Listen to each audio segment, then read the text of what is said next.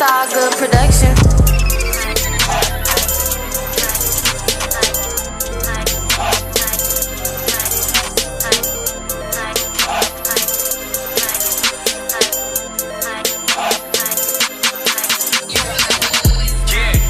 DJ C-Town.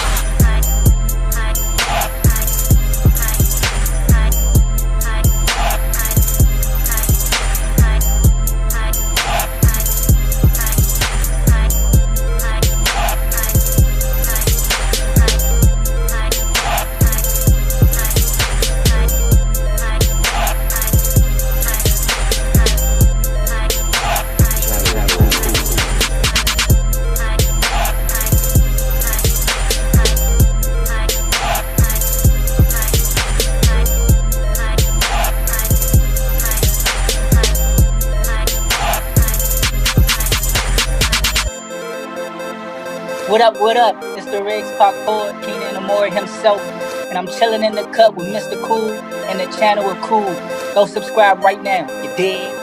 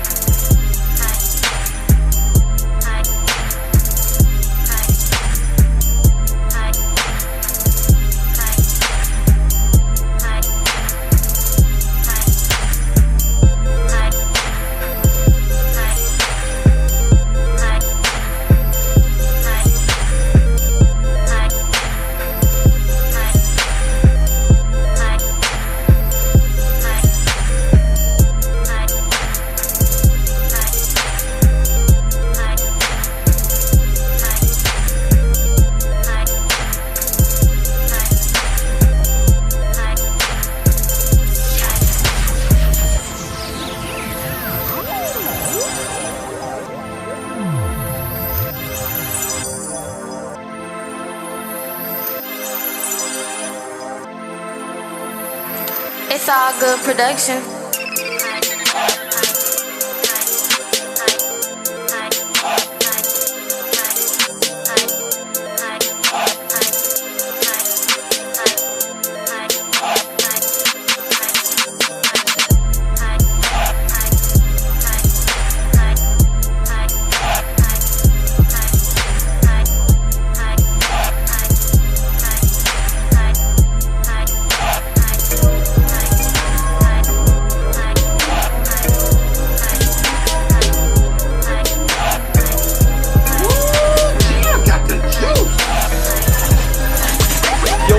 This be ripping.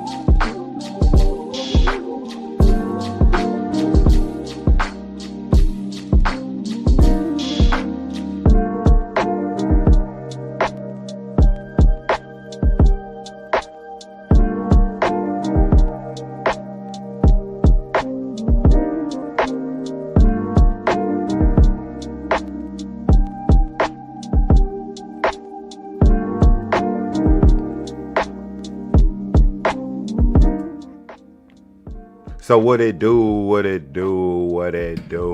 and welcome back again to Explicit Intelligence, a place on YouTube where only intellectual intelligence is spoken explicitly.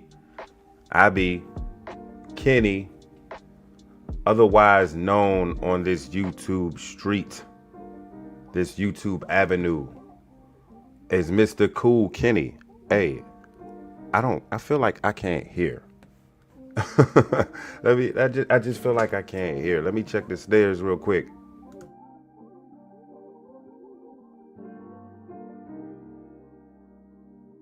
Snares is fair. I mean, I see StreamYard has gotten extremely high tech, and I love it. I mean, it shows you right there that your mic is working. If you look on your box, the creator, the host, if you look at your box and you're talking and you see the 3 dots, you're maximized, you're good. If you don't see any 3 dots, you might want to run a test. How's everybody doing on this Sunday afternoon? I feel like I bless y'all on a Sunday afternoon while I still can. I have the opportunity to, because a brother been busy most of his Sundays coaching or going out to baseball games. Let me tell you, the longest sport to watch is baseball.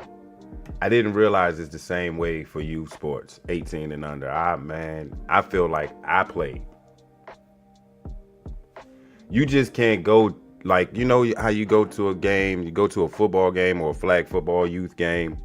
You know you're only there for a few minutes. You know you're only there for about an hour. Nah. Baseball tournaments, one game can be 2 hours long. But it's a tournament atmosphere. So you play at 10 and then you play at 1 or 2. Craziest schedule known to man. I don't know how these youngins do it. More power to them. More power to them, for real. After watching those games, I feel tired. So I can only imagine how them youngins ain't tired. I know how I was when I was playing ball.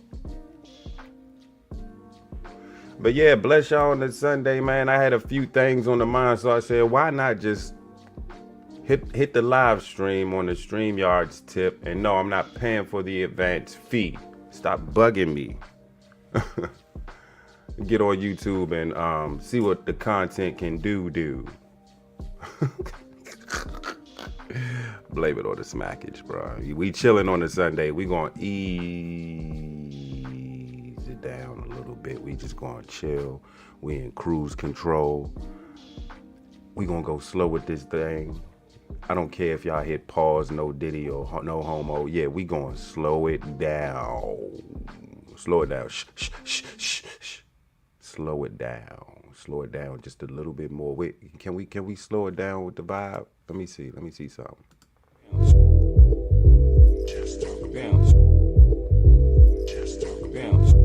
Is that a little bit more cool? A little bit more chill?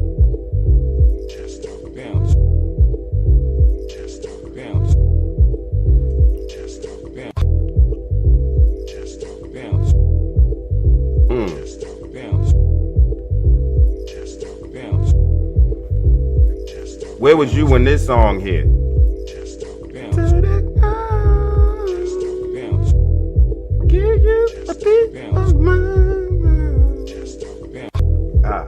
Yeah.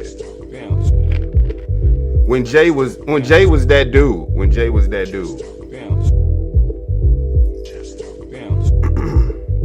We gonna kick this off real quick. I live in the DMV. Right? I live in the DMV, specifically PG County. And this recently just happened. Apparently these youngins are so bad in the DMV that they need a curfew. Not from their parents, because their parents ain't been given it. The government gave them a curfew. Um, let's go to the Navy Yard in D.C. I'm gonna pull this article up. Peep this. I would do the AI overview, but I don't like AI right now. Not when I'm rocking the mic. I can just rock the mic with the article. So take that, AI. I don't need you right now. I'm gonna take y'all to NBC 4. This DC. No youth on U Street. Take your ass home. We're going to establish right now here on this YouTube channel that ass is not a curse word. We could get away with that. I don't care how you say it. Get your ass up. Shut your ass up. You're acting like ass right now. We're gonna clear ass as a curse word. We're gonna do it on this channel. So ass ain't a problem. It's the other ones that we got a problem with. Hopefully they don't come up. No youth on U Street after 8. I thought it was 5. Oh, no. I'm going to bring y'all somewhere else in DMV, which curfew says 5. Let me get y'all ready, man. Let me maximize this thing so y'all can see that pretty little lady. We got the baddest reporters in the United States of America, DMV. You heard it first. The baddest reporters out there in the DMV.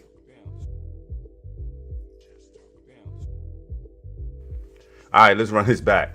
No youth on U Street after 8. Again, take your ass home after 8 when them street lights come on. Hey, look, no. The street lights don't even come on after 8. Hey, bruh, the sun's still shining after 8. Y'all got to get in the house too soon. Way too soon. That y'all should be ashamed of your goddamn selves. But, you know, here nor there, let's continue. All right.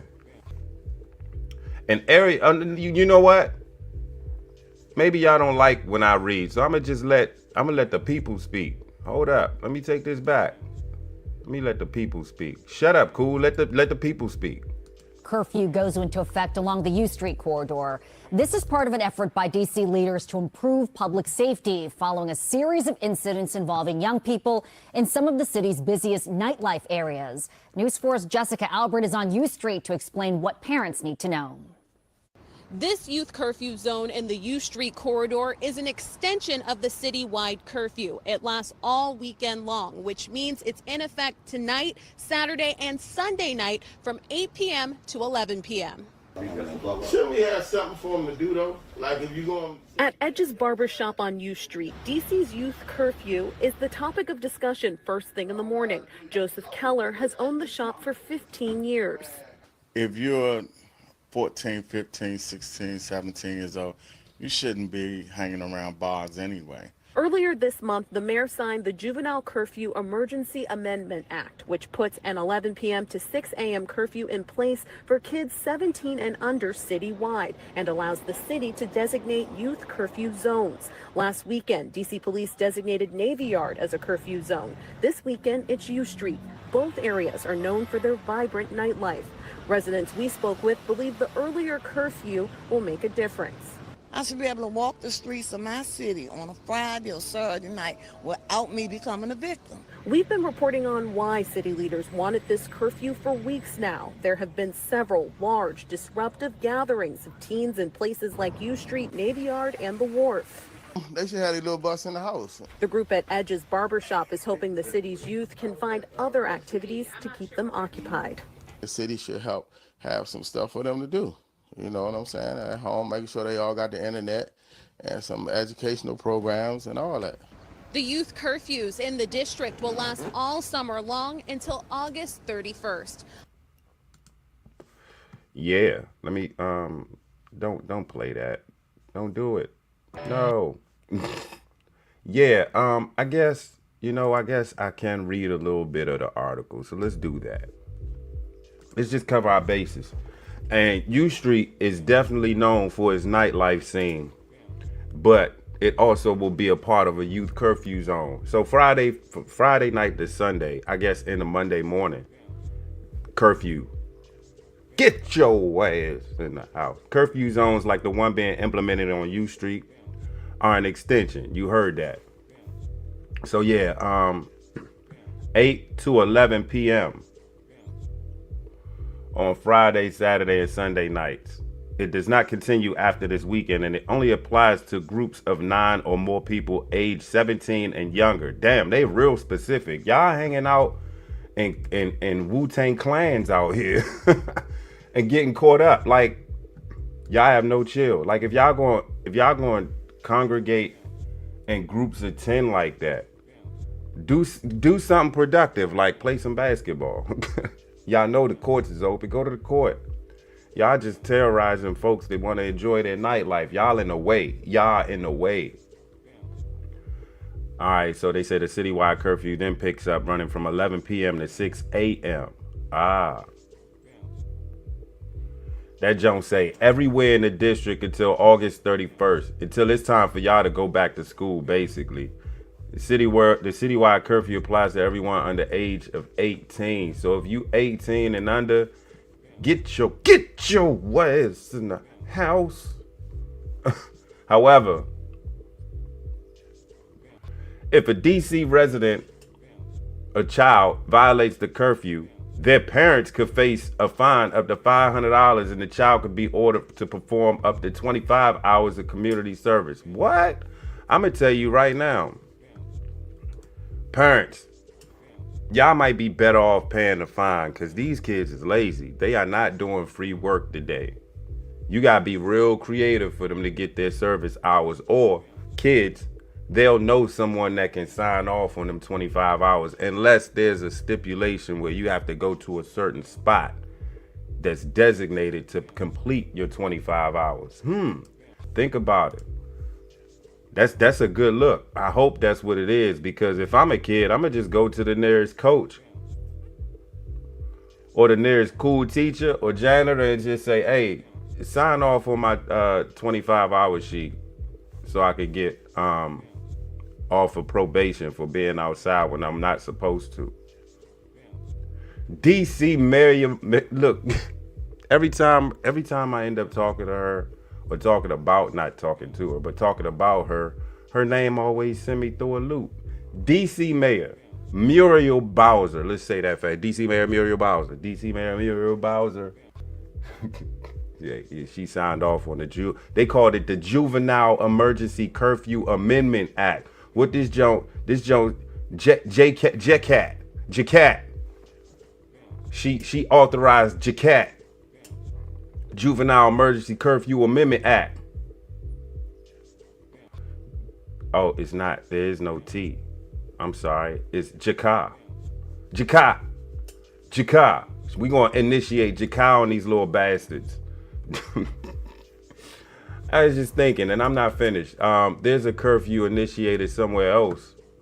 We about to find out. Hold up. Or we go back to Google. Let me see if am I still sharing if I go back? Yep. We gonna stay on this page, right? And I'm gonna search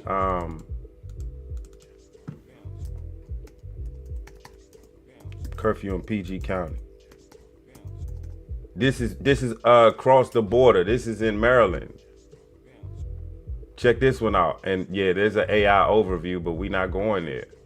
I want to go to there's got to be a news. Either Watch the Post. Nope, Watch the Post is gonna ask me to subscribe and shit. I ain't about to do that. WTOP is always good for the gander. Okay. Oh, all right. Peep it. Let me see. Can y'all see that? Yeah. So this is in Prince George's County, Maryland, right around the corner from DC. It's a little bit further down U Street. Don't get it twisted. If you going to National Harbor to U Street, you going to travel. It's not that far, but it ain't around the corner. Kids and teens are once again getting a curfew at National Harbor in Maryland on Fridays and Saturdays, according to PG County Police. The new rule goes into effect. This is an old article. I'm gonna get out of this. This is from February. We got a new jump, man.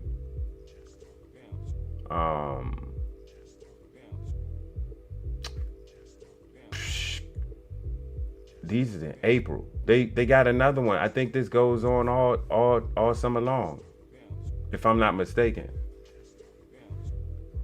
All right, let's just go to Fox 5 DC. This is the latest and greatest, and this was in June 6th. Let's see if y'all can see that. We going straight to the video, because maybe y'all don't like my reading skills. It ain't like I can't read. Y'all just be like, cool, you read every time you do it. Shut up, man. It's part of the program. It's part of the podcast. Anyway. Goddamn ad. Skip it. God damn it. Prince George's County Council giving commercial areas a new tool designed to limit unsupervised kids.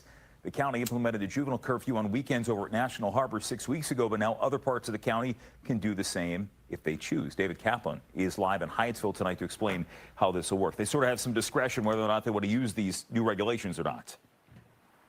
Yeah, Jim, this isn't just we want to declare a juvenile curfew zone for commercial areas. No, there's a process here that the legislation laid out. Essentially what happens is if a commercial area wants to have a curfew, what they will do is essentially apply with Prince George's County Police. They have to sort of have a sponsor, the county council person who represents this geographic area, and then it has to be approved. Now, I spoke with about a dozen people for this story today. All but one of them were really in support of this. And the one pushback that I got from people who even supported the curfew is that they really wish there were more activities, more things in the county for kids to do. Take a listen to some of that sound. Kids are gonna be kids, but yeah, let's see if we can all find a way to kind of work together. And I'll add this, or give them a place to do it.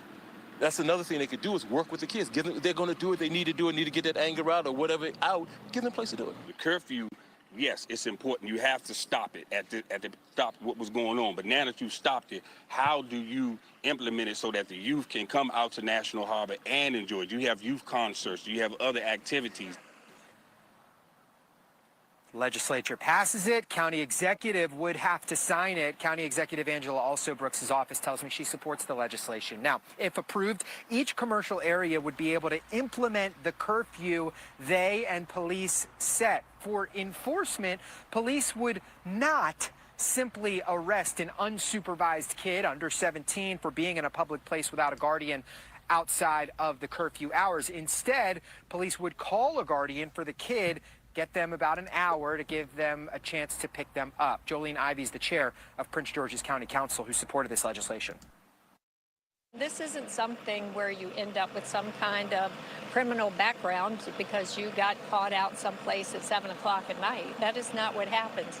Your parents get called, you get sent home. The end. There's nothing else to it. So I mentioned that most of the people we talked to, even off camera, supported this. The one woman I spoke to who did not support it felt it was sort of too restrictive, that it was tough to limit where kids could go outside in public. So certainly one perspective, but I got to tell you, every business owner that we talked to today really did support this legislation, thinks it'll help in some way, shape, or form, particularly if they're close to a large commercial area. You'll hear from a couple of those business owners. We talked to them in our next hour, so stay tuned as we eat.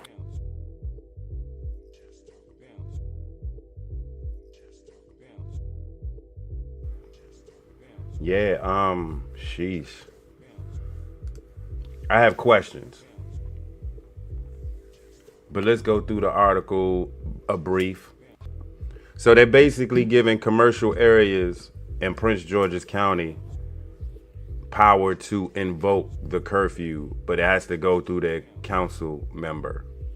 So many council members in our county. I think we added 2 seats, if I'm not mistaken. You wonder why they did that. The commercial area must submit an application to the police department. Then the council member who represents the area where the commercial corridor is located must support it. Fox 5 spoke to about a dozen people today. All but one were in favor of this type of curfew, even though some wanted to see more activities for kids to do as a part of all of this. Peep it. Now, what can they do? What are we having a problem with? In this county, what I'm noticing that these youngins I'm about to snitch, youngin, so don't get mad at Unc. I'm just telling it like it is. We already lost 3. We already lost 4. 3 deaths, 1 in jail because we're racing. 2 of which was in the NFL. Go look it up. We're not going there. Rest in peace to the folks that lost their lives. What these kids are doing is, some of them, let's say 19, 20, they're actually getting these Hellcats. They're paying a bunch a month for it because they hitting their credit hard, these dealerships. These Bammers are driving Infinities. You know, what was your first car when you got to driving? My first car was a 73 Chevy Malibu. I had no sound system, so I had to bring my boom box. I put it in the back. I was styling. I was cool. Your box Chevy Malibu, look it up. I drove that to school all spring long. You couldn't tell me nothing. The issue with the Chevy Malibu is you had to gas that thing to keep it running, because if you had that thing in idle, that thing would shut off until it warmed up. It was like it was cold for about 10 minutes until it got to running and you ain't had to worry about it. I was getting it in with that car. I missed that car. What was your first car? These youngins' first car out in this county are Dodge not Magnums, Dodge Chargers. What's the Challengers? They're getting those types, and they are flooring it. They racing on 495. They hitting the shoulder like it's another lane. We need to get them something to do. Get out of your car and go to the go-kart track. Race all you want. Don't do it in the road, because we really restrictive about the speed limit. They need to get that way. Like, they need to pull these youngins over and start pointing them real hard, like real heavy. Like, you getting 6 points because you young and dumb. You get another 6 or 7 points, we suspending your license. You got to go back and take the class. You got to do the whole thing over. So that's just one. Create more activity, more resources for them to do. We do have the resources. These kids are not using it because the staff there are not reaching out for them. They don't have that reach no more. You're in competition with a lot of commercial retail out here. There's a lot of malls. There's a lot of things to get into as far as these youngins are concerned, and they don't really care to patronize. They just want to hang out in the parking lot amongst each other and smoke weed and possibly drink, because that's what these youngins do. And they go out and they frolic about and they race and they get reckless. Some of these Bammers are OC accident murderers, act like they killed on purpose, lying, brag they put work in, and they shooting around. Yeah, and now, you know, it's July, so they getting off them fireworks that they got left over as well. They need something to do, but we as a community, we gotta guide them to where they need to go do it. We're not doing that. We're just, like homie said in the barbershop, give them activities. Well, what if they don't know where to go or how to go about it? Maybe, is it free? Because they probably don't have the bread. They do, but they don't. Assume that they don't and open the door for them. What else can they do? Partying. They need more parties out here. They go to Six Flags. They'll go out to Six Flags to ride the rides. They go meet up and they go party in the parking lot. Sometimes they get in fights. It's all over TikTok. Look it up. All over X. Can't believe this. Kids, y'all should be ashamed of yourselves out here in the DMV that the government has implemented curfew strategies to keep y'all asses in the house. And we don't need y'all in the house. We need y'all out and about doing stuff like maybe athletics, getting ready for the next season. Fall coming up. Y'all playing football? Ladies, little girls, if y'all interested in football, I heard Montgomery County is they got a flag football league in the county now. PG County, why don't we have any girl flag football teams? We do, but we don't. We need to initiate these resources, and we need to guide them to these resources, and then we gotta hold them in these resources. They got stuff they want to do. They're very creative. I see them all on the online. I'm like, algorithm, why would you put me here? They're very creative. They're ready to be out and about in the world, but no one's helping them out. No one's guiding them. A few of us are, but not enough. This is supposed to be a prestigious black community. one of the richest black communities in America. I think we lost that title, but kids, you should be ashamed of yourselves having curfews implemented about. It's only going to get worse before it gets better. Why? Look who's leading us, man. I hate to say it, but it's a blue state, blue county, heavily blue. Things are going to get worse before it gets better, before the people just say, hey, we had enough of this. I just wanted to share that before I got into the headlines. Did Manny win? I don't know. So, because one, I didn't even see the fight. I didn't watch the fight. I honestly didn't know the fight was going on. But anyway, it went on, and if y'all already knew the results, it was a draw. We just gonna let Yahoo Sports tell it. I thought this was an interesting article. I'm sick. The Manny Pacquiao versus Mario Barrios. That's a name for your ass. Mario Barrios. Well, that fight, that's controversy sets off in the boxing world. Hey, see, this is why I didn't watch the fight. Boxing has turned me completely off. And guess what other sport is next? NBA. And I hoop. I'm just going to probably watch high school basketball and college basketball because them Bamas play with passion. And it's probably a storyline within it because of the rivalries, especially like rivalry week. Hush. You talk about Michigan versus Ohio State. And this ain't football, this basketball. I will be watching. So as we know, spoiler alert, this fight ended up in a draw. 46-year-old Manny Pacquiao, though. I'm 44. That's inspiring for me. See, now I'm gonna take my reckless ass on the court, and let's not put it into existence.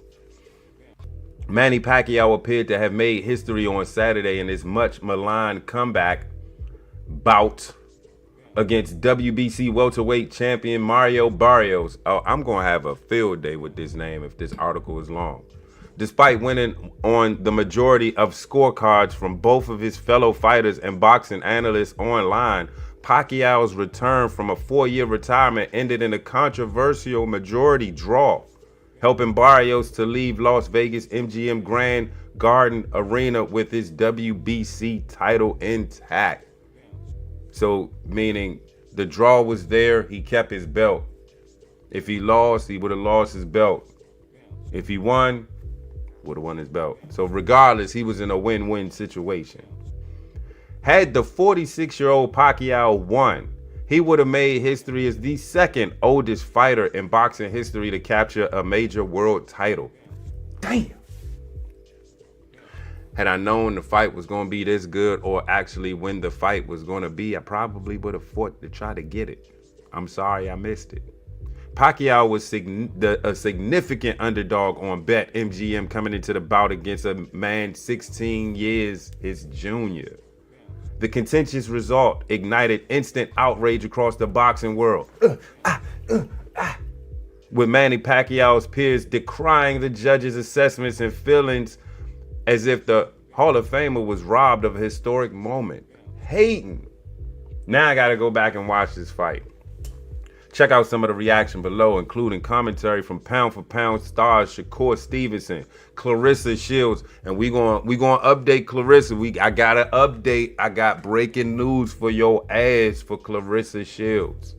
She says, man, laughing emoji, laughing emoji, laughing emoji. OG Pac-Man in here trying to whoop Mario Barrios' ass.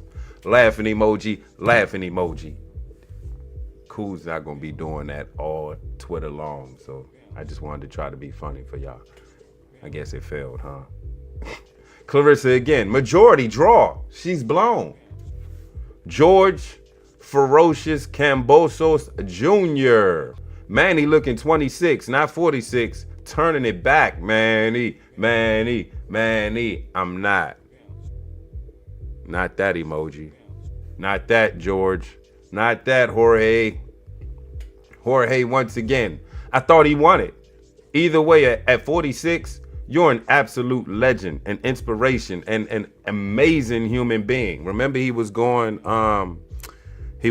to be president of the Philippines, I think, if I'm not mistaken. There will never be another Manny Pacquiao, ever. I feel you, Jorge. Shakur Stevenson says, Pac-Man dominating to me. Shakur Stevenson again. Floyd about to be world champ next. Wait, yeah, hey, look. Cool prediction. This draw ignited fans to see another rematch between the two. I will be there front and center ordering that fight. But here's my prediction. Floyd in the background watching. Right? Peep it, peep it, peep it, peep it, peep it. Floyd in the background watching. Manny beats this kid. Becomes the welterweight WBC champion. And guess who's knocking on Manny's door? You know, Floyd been out here, you know, sparring matching all over the world for bread. I think he broke. He might want to get another high bag, if y'all get my drift. This is the prediction. Floyd knocks on the door. Manny beat the Bama for the belt. Manny says yes to Floyd on one condition. You got to beat this Bama to get to me. How about that? Winner of that bout, you can fight me for it. That's about a 1 to 2 year shuffle. Damn, Manny will be 48. We got to do something a little quicker than that. No more than a year. We talk about a 6-month plan right now. Manny will have to beat this Bama within 6 months. After the 6-month feud, if Manny wins, Floyd Manny in the next year or so. That makes more sense than the 2-year shuffle, because we don't want a 48-year-old Manny fighting. We rather this prime Manny, I think. If that's how good he looked in this fight, why not? If the prediction doesn't go down, y'all can't come to my page talk about you stupid as shit. Cool. Nah. Cut the crap. Y'all good. Showtime Sean Porter says, hey y'all, are we going to hit split decision? Thinking emoji. Yeah, I knew the BS was coming. I'm sick. That was from Showtime Sean Porter. Stephen Fulton Jr. says Pac-Man won. Lou DeBella says, okay, begrudgingly, I watched Pacquiao versus Barrios. Observations. Fight was sub, mediocre and close. Barrios was horrendous and should be ashamed. Manny is a GOAT and a fighter to his core, but this fight proved nothing. What was the purpose? If it was to get, hold up, let's get more.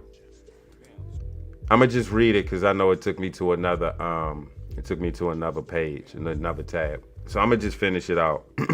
What was the purpose? If it was to get Floyd versus Manny 2, it failed. But boxing is a bit better for it. Boxing is a goof right now, and nothing is out of bounds. Despite some quality matches, I'm not enjoying it much anymore. Oh, well, you know what? I agree with some of what he said. Boxing is a goof right now. We gotta get his shit together. I don't know what's going on. But before I made the prediction, before I read this, I made the prediction, right? See what I'm saying? See, I be on it. I ain't even look. I just started reading this article. I didn't read this entire Twitter post or this Twitter feed. I'm trying to find just maybe one. Anyway, we can read the rest. Let's go to the rest. Everything Boxing, Darshan Desai said 115, 113. Manny Pacquiao could be wider, but for me, he's done it. Brilliant performance at 46. This fight must have been an alright fight. I mean, excluding what the Bama, what's his name, Lou? Excluding what Lou was talking about. Seemed like this was an alright fight to watch. Really feels like Manny Pacquiao just got robbed of a legendary win, befitting of a legendary career. Dan Raphael says, we go to the cards. 115, 113, Barrios, 114, 114 times 2, a draw. Barrios retains the WBC welterweight title. That's just absolutely awful, beyond awful, complete fuckeration. Whoa. I didn't, not from here, that doesn't count. So y'all know how we do. That's quoted. No, YouTube can't get me for that. That's quote YouTube. You don't have to hurt a guy to win a round. He played with him. I think you're way off. Rooting for Manny, but I think Barrios won it. Manny never hurt him. All right, yeah. So I need to figure out how I can get in touch with having to figure out how to get my hands on this fight. I'm just looking down, just looking at more article, and you know, who is this? Who is this talking?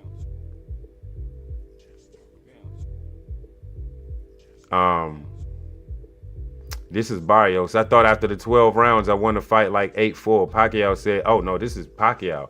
Pacquiao said at Saturday's post-fight press conference, that's my analysis for the fight. I'm surprised with the announcement that it's a draw. I did my best in the ring.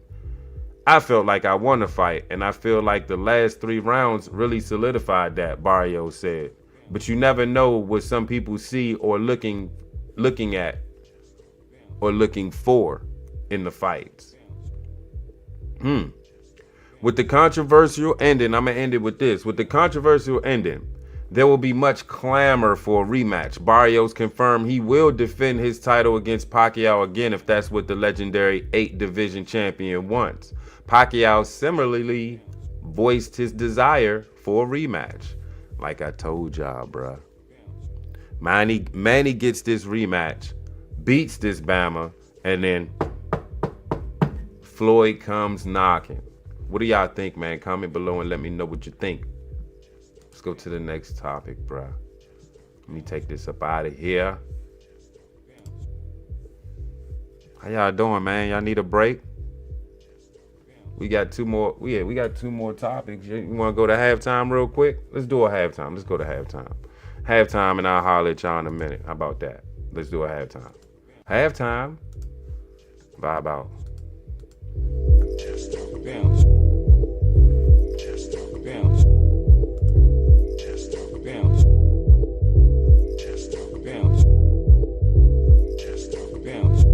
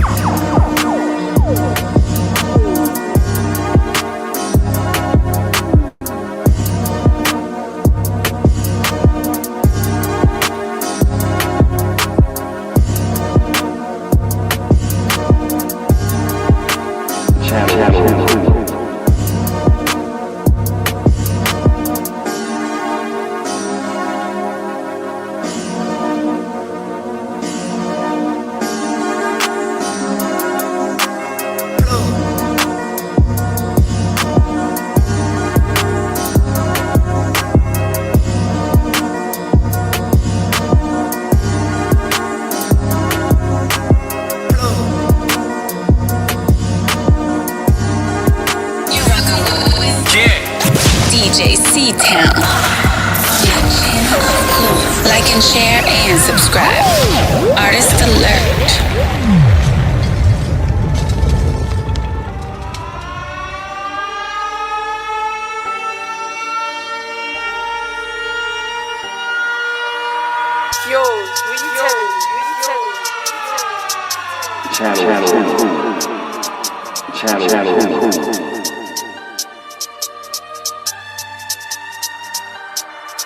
Niggas hate that I'm booming.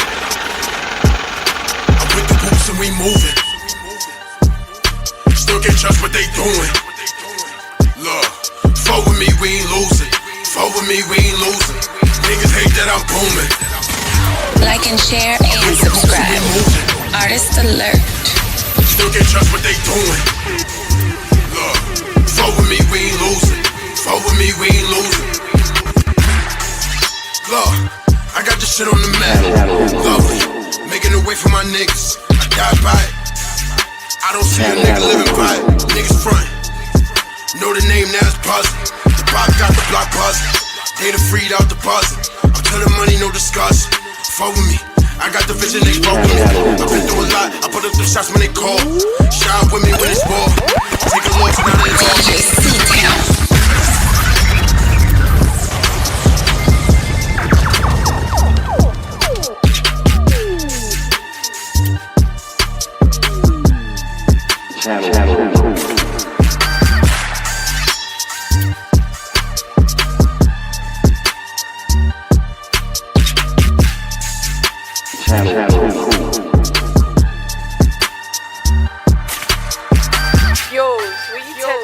Here we go again.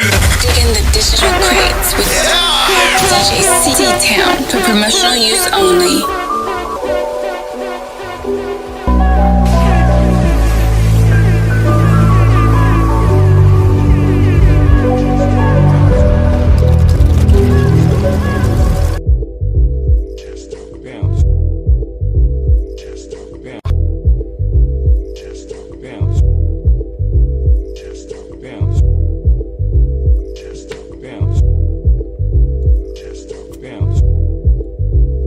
Well, after a much needed halftime, we are back. We are back, and this is Explicit Intelligence, a place on YouTube where intellectual intelligence is spoken explicitly. When you repeat yourself every time you do a show, them bars start to just flow. Let's try it again. Oh, yeah. After a much needed halftime, you are back. Listening to Explicit Intelligence, a place on YouTube where intellectual intelligence spoken explicitly. See what I'm saying? They say, nah, you looking at the script, cool. You lying.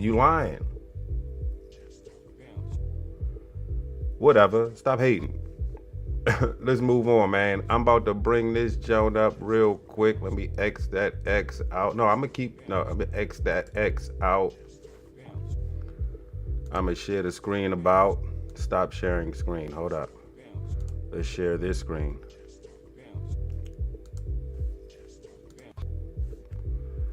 Oh yeah. Ooh. You gonna love this.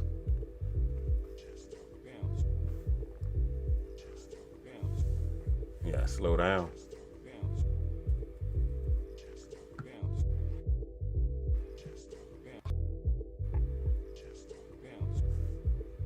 I know, bro. Something going on.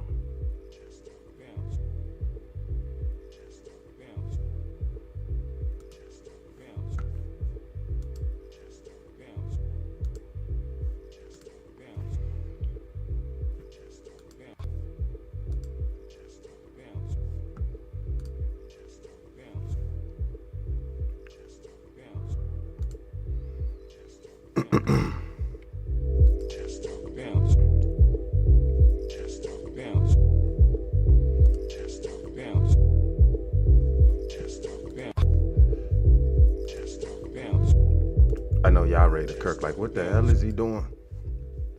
We good.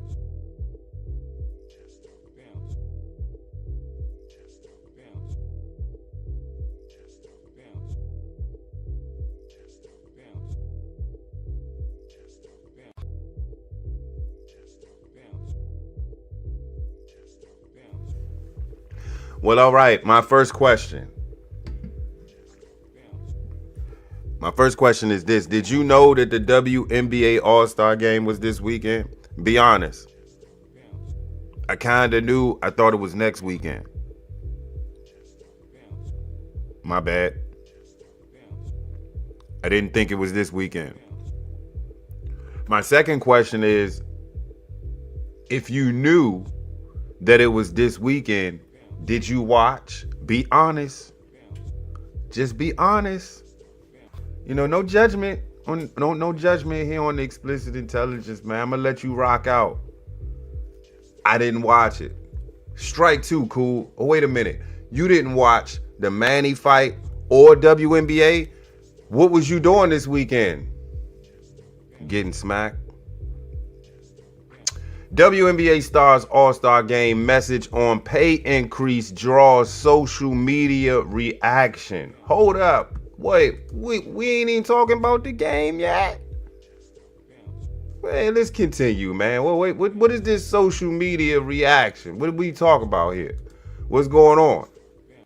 Let's play the video, because you know people don't like me, you know what I'm saying, when you like read all the time. Cool. We're gonna read the article anyway, but hey, let's get the video. It's right there. You got Caitlin Clark right there with the fresh form and a play button right there. You might as well, right?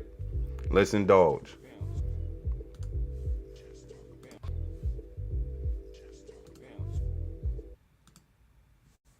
You might take something for your God heart. damn it. It's always an ad. It's always an ad. You got to take this for joints, probiotics, digestive, for digestion, brain. That has nothing. Oh, Prevagen for your brain, regular strength. You see, when you get old and you start to forget stuff and you don't care, Prevagen helps you get there. Prevagen is the #1 selling brain supplement nationwide. Why don't you get a 30-day supply? It's at Walgreens, CVS Pharmacy, and Walmart. Get it for your brain. Anyway, let's get to it. Almost 30 years ago. It's possible the league would do better if they took all the women, right? Picture this. And instead of them wearing the uniforms they wear, they replace those women with men that can play basketball. Last year, the league lost around $40 million. But the NBA won't get rid of them because feminists will be crying in the street. Don't count the WNBA out just yet. Attendance and viewership have grown steadily over the years. And there's someone who might be able to make a difference. Uh-oh. With Caitlin Clark in the league, maybe the WNBA now becomes a slam dunk. Well, with that being said, please don't give me no ads after that. Well, with all that being said, let's just go straight to it then. I mean, did that give you enough to say, hey, yeah, WNBA, give them their fair pay? WNBA stars participating in Saturday nights. Where was you Saturday night? You was probably on the couch watching Netflix, smacked as all ever, about to make you a snack. Ain't even think about the WNBA All-Star Game. How about the WNBA All-Star Game should have been played on Netflix? Let's just try it out. You know what I'm saying? See what happens. Would you have watched it? Did you watch it Saturday night? Like, you ain't watch it. You lying. Anyway, they wore a message on their T-shirts during warm-ups directed at league officials amid tense, this is tense collective bargaining agreement. That's CBA talks. That's collective bargaining agreement. NBA has it as well.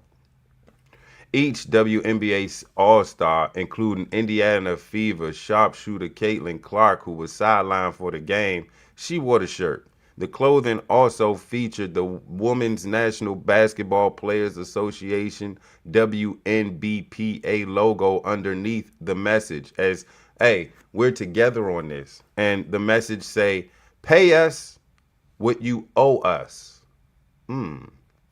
The shirts read, pay us what you owe us. However, the message didn't appear to resonate across social media. See, when you do stuff like that in 2025, man, I'm so glad we didn't have social media when I was coming up, because I don't know how I would have been. Would I have gotten in trouble, or would I have been a depressed punk? Sheesh. Let y'all tell it. I know exactly what you shouldn't shut up. The shirts read, pay us what you owe us. Okay, the NBA The WNBA, this is from Clay Travis on X. The WNBA hasn't made money in over 30 years. They are paid more than they should be from a business perspective. When you're thinking business, I can't believe how bad they are blowing their first decent attention they have gotten in 3 decades. And I must say, them ladies are blowing it. Get into the vibe. We do that over here. We get back into a vibe and you take it out. You know, I like to hear music when I'm reading these articles. I felt naked just now. It was pressurized, you know what I'm saying? Podcasters, you know what I'm saying? You know what I'm saying. Sometimes you like to rock out with the music in the background. You don't feel like you're alone, especially when you rocking dolo, you know what I'm saying? Let's get back to it. So, and this is fact, man. Clay Travis ain't talking nothing stupid. The WNBA hasn't made money in over 30 years. It has lost more than it has made, bruh. It lost more than it has made. This is probably like the only company I know in America that can get away with doing that. Can you imagine? I'm gonna take it there because you know I hoop. Yeah, look, they be hating, but look, they gonna have to hate then. We taking it to the court because I hoop. Can you imagine if, for instance, let's just say, my older brother's a great businessman. Let's say my older brother was sponsoring my basketball clinics. Within that sponsorship, he has to pay for gym rental. The gym rental fees, let's just say, is $500. When I run my basketball clinics, with that $500 sponsorship from him, the profit that I make comes back to me full stead. But the only issue is I only made $250. This is my right hand man for sponsorship. I need another $500 for another month of basketball gym rental to run that business. But the numbers ain't growing. I need another 500. I get another 500. That's 1,000 in 2 months. I only made 250. They missing out. They losing big money. Problem is, I lost money this month. I only made 150. Cool. How many people actually going to the class? Hey, let's just say 3 people came to the class. The clinic. 50, 50, 50. How much is that? 150. There's no profit being made. The next year or the next month, I need another 500 to continue the business. I've only made what 250, 350, 400 out the 1,000 that you gave. That's a difference of $600 minus. Do y'all understand math? And I need another 500 for the 3rd month next year for the WNBA. Bam, we got it. Problem is, I only made a staggering 400. Yeah, I did better than all the other 2 months, but I'm still not making the 500 given to get the gym rental. Assuming that I got to get this money back, right? But I'm now down because my sponsor is already down $1,500. Minus 600. Minus 7 because I made 4 this 3rd month. Y'all hustling with me? They ain't hustling with me. Back to the NBA. The W, that is. Again, I've never seen. We not finished, are we? No. We not finished. We not finished because we can't get away with what I've just done. I just hit my brother's pockets for $1,500.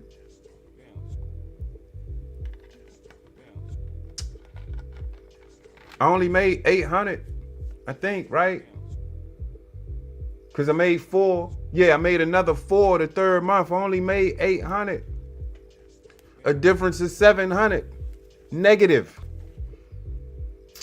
What do you think is going to happen that 4th month? I'm surprised I got that far. And brother going to be like, hey, bruh, you ain't getting no bread from me. It's not, the end's not justifying the means, bruh. You're losing. Almost like you're wasting your time.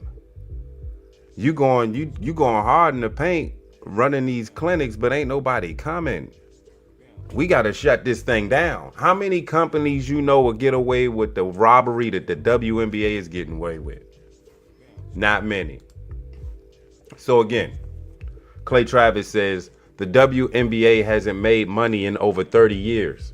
They are paid more than they should be from a business. I just gave you an example. A business perspective.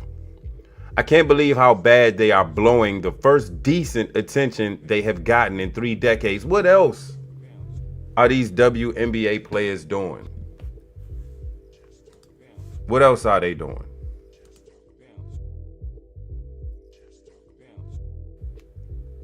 Well, I remember going way back when. You can check the archives. I know I said it a couple of times. I remember way back when I think a Mikal Bridges reached out on X and was like, number so-and-so on the Mystics is hooping right now. And I guess after the game, the Mystics, the player that he was referring to, replied back and was like, well, this Mystics player got a name. It's replies like that. It's replies like that that make the casual listener or the casual supporter of the game be like, I don't know. And then you shooting that shot back at Mikal Bridges. It's the Halo man. He has no, he has what negative have you seen of Mikal Bridges? He come to work every day, and when he hoop great every day. So what is the issue with Mikal Bridges? So when a lot of NBA purists, hoop purists, seen that tweet, we was like, here we go again. We don't feel welcome to watch y'all's game. Y'all got an attitude about it. Asia Wilson, you ever see her? Angel Reese, you ever see her attitude? It seems like Caitlin Clark and a couple of others, they have the best attitude, and we cling to that.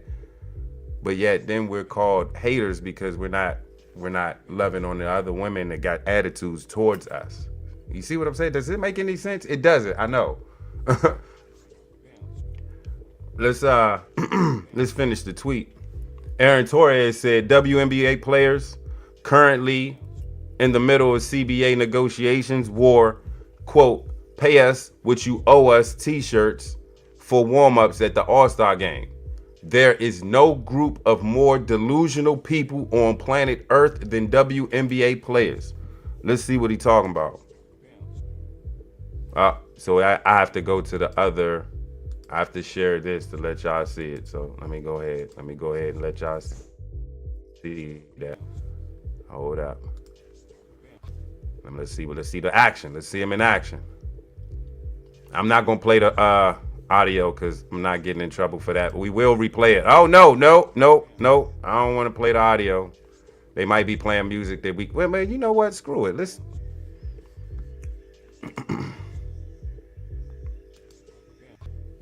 And I don't even think y'all can hear that anyway.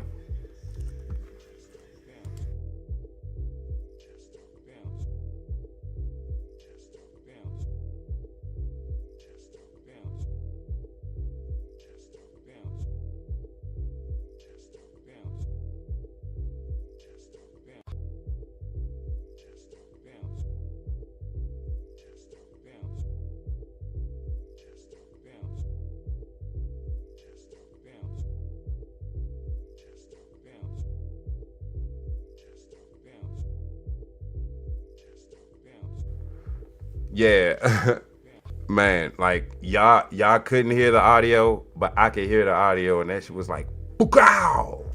It was killing me. But I tried to pause it at the point where you could see exactly what they were talking about. So you see the quote, "Pay us what you owe us." With all we know about the WNBA, what kind of money are they talking about? what kind of money are they do? Do they want to get paid like let's say a Devin Booker, who just got an extension for a couple hundred million?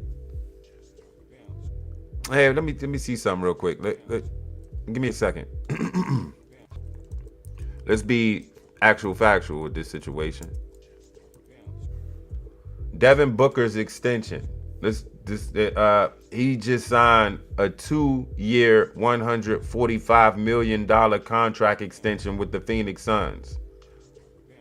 Booker's annual salary now is $72.5 million a year, the highest in NBA history. He is getting paid the highest amount of money, and you get that shit, Booker. So what? You go get that bread, boy. Get that bread. Anyway, should Caitlin Clark be the highest paid player in the WNBA? If so, how much should she get? Like, when we sit at the table, I want to know how much money are these ladies asking for? What's their asking price? Let me see. WNBA, CBA negotiations. Hey, I got to see now. What are they asking for?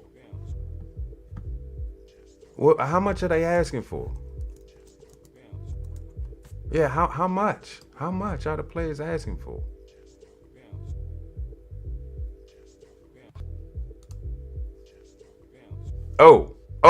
Okay. So, y'all can thank your Uncle Cool, bruh, because I be getting it in with the research. So peep this. I'm not gonna put it on the screen. I'm gonna just read what I see. Yes, we're doing the AI overview. I needed to get right to it. Here's a breakdown on the key aspects: salaries and revenue sharing. Current max salary. The WNBA's current maximum salary for players is around $250,000, but some players are seeking to increase this to $1 million. This is according to ESPN. So the current team salary cap is $1.5 million. That's not even the cheapest NBA player right now. Like, the cheapest NBA player right now is making probably, let's just say, $2 to $3 million a year. Revenue sharing, okay. Revenue sharing, let me see what's up with that. Under the current CBA, players receive 25% of the league's revenue if the league hits its cumulative revenue target. Is the WNBA hitting its cumulative revenue target? Players are also looking for a greater percentage of that revenue sharing. Okay. This is what I just... They're also seeking better travel accommodations, international play, the ability for players to participate in other domestic and international leagues during the off season is also a point of negotiation, as these leagues often offer higher salaries. Okay. Expansion. With the league adding new teams, the CBA will need to address the financial implications and potential adjustments to the existing structure, according to Front Office Sports. So I'm just giving you a taste of what they aim to do, I guess. I'm gonna take y'all back to the article though. Let me see, did that come up? There we go. Let's finish this article, man.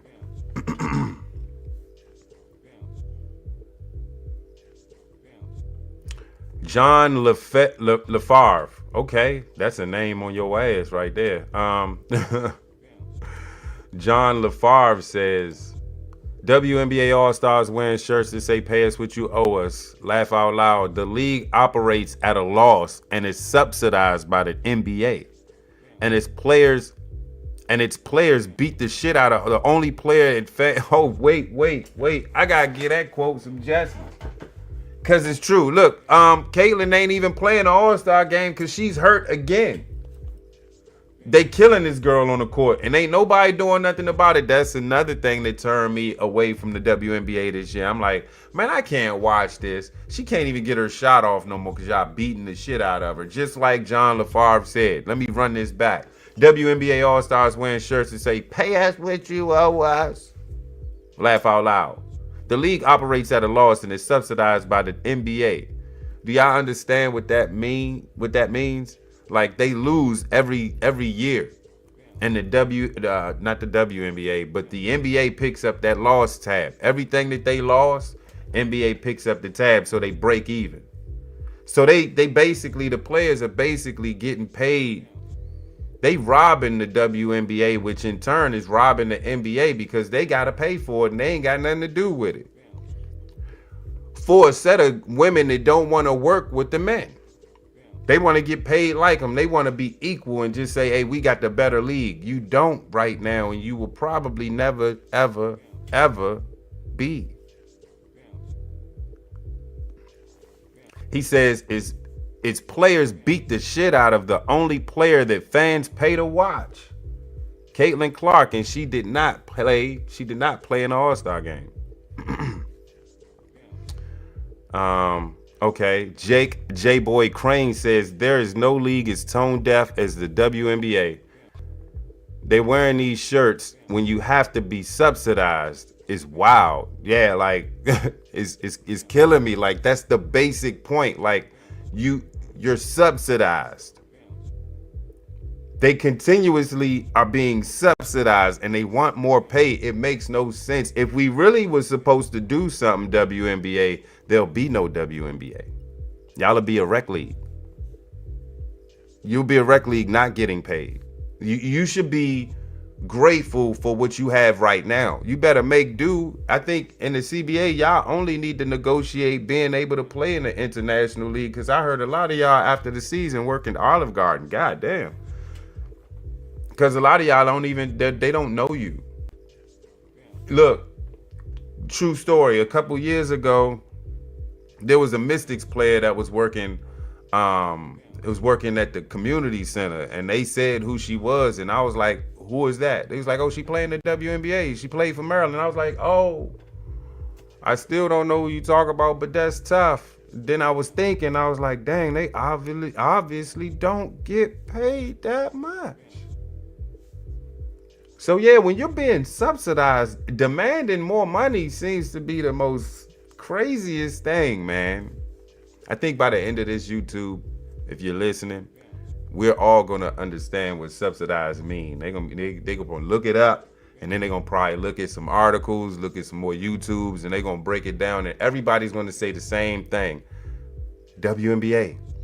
Shh, before you ruin it for everybody. Caitlyn can go in the big three and make what did Cube say he was gonna sign her for? $5 million? Cube has enough money to give Caitlyn. If she came over to the big three, I'm like, bruh, pull that trigger, Caitlyn. Pull that trigger. Y'all don't believe me. I'm not going there with y'all having to have to prove myself all this time. Let's just listen. Go do the research yourself. Who's even watching to see them wear those shirts? I'm one of them that didn't see it. She looked like she ain't even really want to wear the shirt. It seemed like they using her to do I'm trying to find they're using her to do something she don't want to do. She just want to hoop and mind her business, but doing ish like this, she like, man, I already know the game. I'm just grateful I'm in a league and people watching me play. Well, you know what? I don't have that issue out in Indiana because we sell out over here. And matter of fact, from what I heard, everywhere I go, I sell out. But y'all beat me mercifully.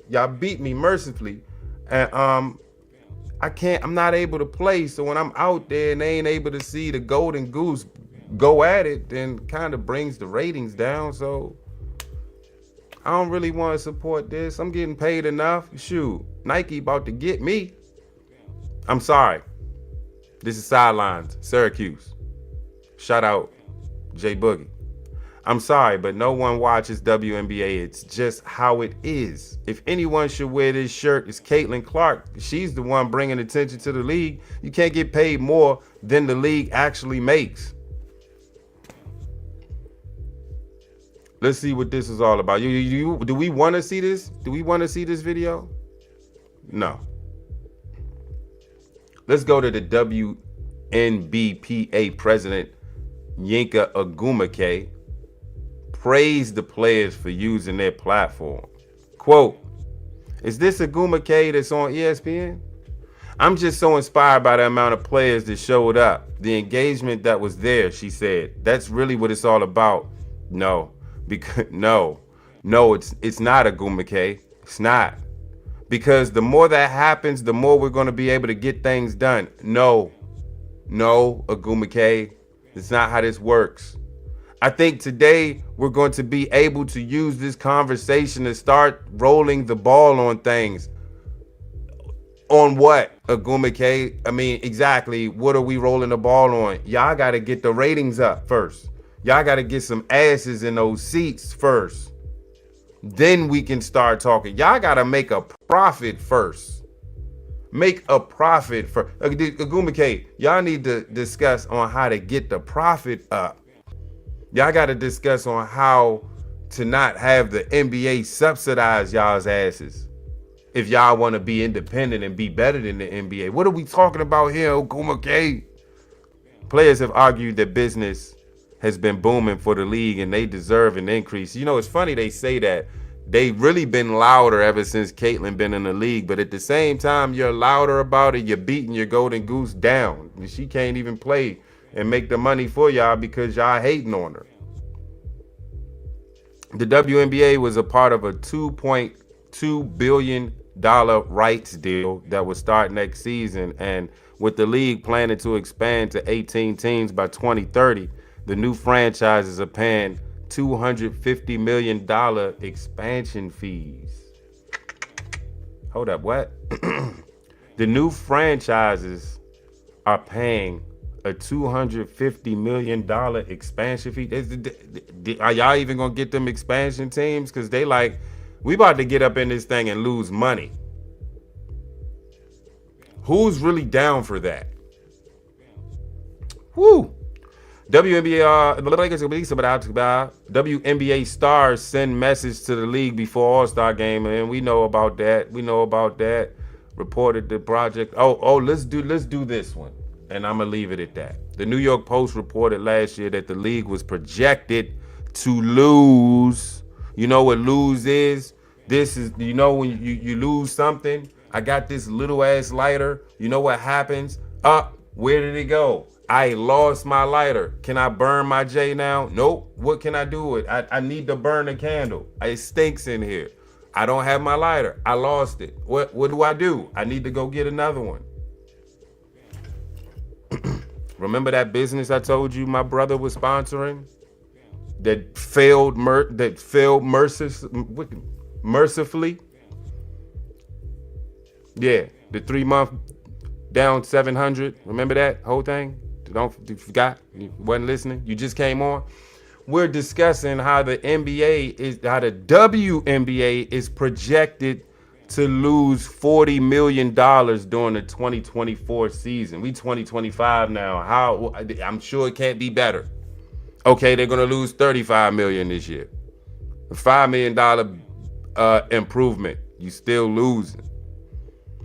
The new media rights deal is expected to bring at least $100 million of increase from the league that was making on its current rights deal, which the report said was about $60 million in 2024. See what I'm saying? They lost more.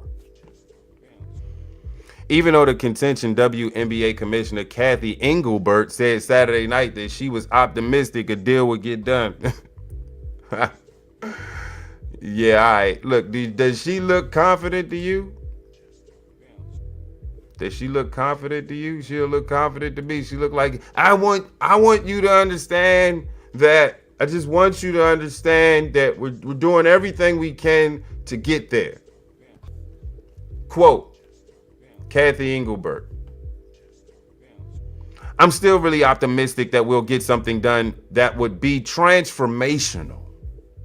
And that next year at All-Star, we'll be talking about how great everything is. Obviously, there's a lot of hard work to be done on both sides to get there. Yeah, like meaning get the ratings up, be more welcoming to your fans and the casual fans and the ones that want to come over and support. Be more welcoming. You know, it's funny how women want equal pay, but women don't even support these women on the court. Have you ever been to a WNBA game? Go. And you'll see. It don't get any traction unless the teams are in the playoffs and they're hot. If they're so-so, still a lot of empty seats. I've been there. I've watched the Mystics for a long time now. The current CBA is set to expire on October 31st. That's Halloween. Trick or treat. I didn't want to go there. I was about to say trick or treat, snitches. I'm gonna leave it alone. What do y'all think, man? Should the league, look at that. We're going to end it on that note right there. Should the league get paid their just due? What is their just due? Comment below. Tell me what you think or tell me what you know. We're going to take one more break, man. We're going to come back, talk about how Obama is being disrespectful. Channel.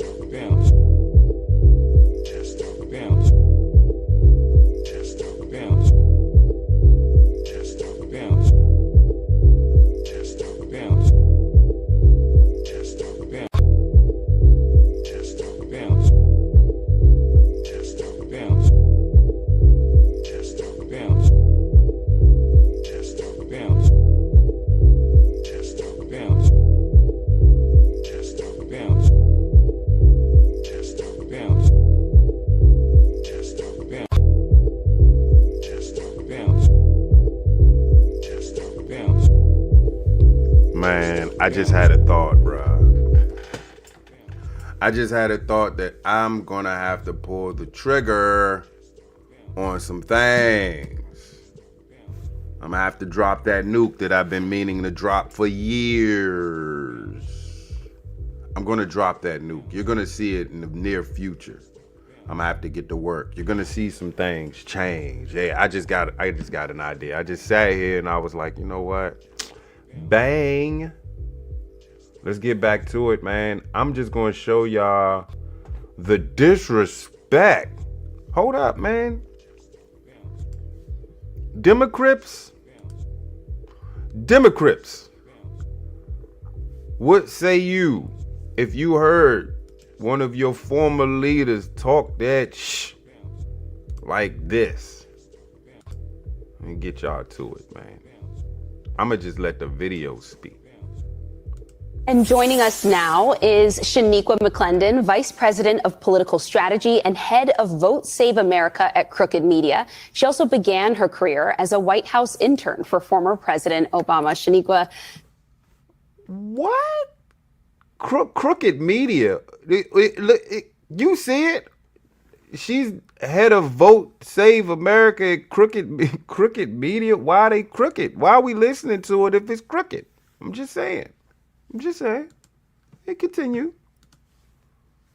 Thank you for being here with us tonight. Thanks for having me. So your take on Obama's advice, this idea of toughening up. On the one hand, I think there's a lot of truth to that there are a lot of Democrats who've kind of been on the sidelines, complaining, but not necessarily figuring out how they're going to get back into the ring and fight it out. On the other hand, he was able to say all of this kind of from the comfortable perch of, like working on a podcast and a bunch of documentaries and shows and not really having to fight it out day to day. So where do you fall? Yeah, I mean, I think what he said is true. Democrats should toughen up. I don't think it's fair to say that, all of them have not been. There have been a lot of Democrats who have been being really vocal and really trying to take it to Donald Trump. I know he's done being president, and many will say he doesn't owe us anything else. But I think if we are in a moment of crisis and you've ever led this country, you should still care about this country enough to be out there. I've had this crazy thought that if every time Donald Trump did something crazy or said something crazy, Barack Obama should have like a press conference or something. And that's like the far end of the spectrum, but he is someone who can command attention. And so part of where I don't think it's fair is most Democrats are not Barack Obama. They can't command attention the way he can. And we're in a media environment that even if you're fighting, if no one hears you, it's not worth anything. People listen to him. So I do think it's fair. Just again, if you care about this country and if you're a president, I assume you do, you should, be doing a little bit more if you are calling on others to do this. I do wonder, though, if he were more active, if he were more vocal, would he also get complaints about crowding out new voices in the party? Because he is such a huge presence. He is still quite popular. If you look at polling for Democrats who are currently in office, they're basically all underwater. He's one of the few Democrats with a national profile who people still like, which is great, which means he has more influence. But would he then be accused of sucking up all the oxygen in the room and not allowing new leadership to rise? Yeah, he probably would be accused of that. But those people are not pushing through right now. I mean, you have a few people who are people like Jasmine Crockett and Alexandria Ocasio-Cortez. But the point now is that we are in a really dire situation. If it was just, Jeb Bush was president and we didn't like what he was doing because we're Democrats and he's a Republican, sure, Obama should step aside and let new people rise to the occasion. But our rights are being taken away every day. And if Barack Obama is someone who can push back on that and at least get people to pay attention to the fact that that's happening, it matters a lot.